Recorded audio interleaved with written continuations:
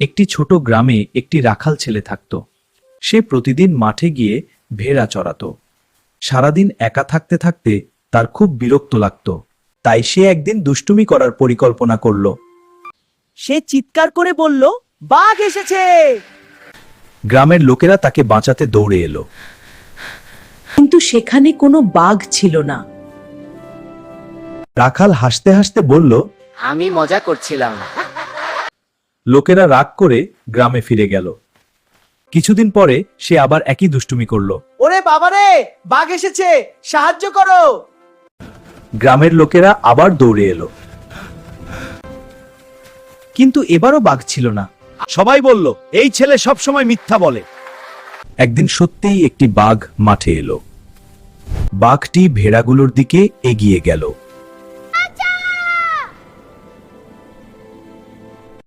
কিন্তু কেউ তাকে বিশ্বাস করল না। শেষে বাঘ ভেড়াগুলো আক্রমণ করল।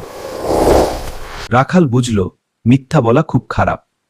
নীতি কথা, যে মিথ্যা বলে তাকে কেউ বিশ্বাস করে না।